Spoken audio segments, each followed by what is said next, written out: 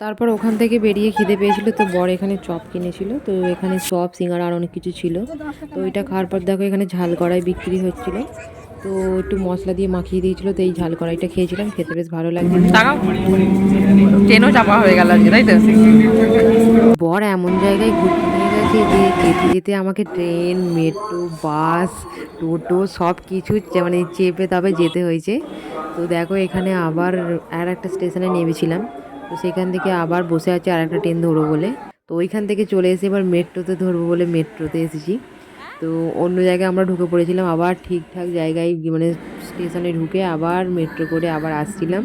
তো এই দেখো মেট্রোর টিকিট মানে ঘুরতে নিয়ে গেছে এমন জায়গায় যে আমাকে সব কিছু চাপিয়েছে, মানে খালি ওই যানবাহনই চাপা হয়েছে আমার, তো ঠিক ঘোরা আর হয়নি।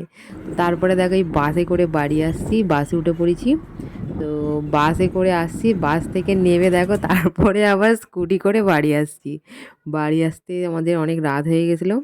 তো তারপর বাকি যে খাবারগুলো খেয়েছি সেইগুলোর কিচ্ছু ভিডিও নেই। এত তো লেট হয়ে দেখো গেছে রাত্রি বাড়ি তখন আসতে। 10টা বেজে গেছিলো বাড়ি আসতে।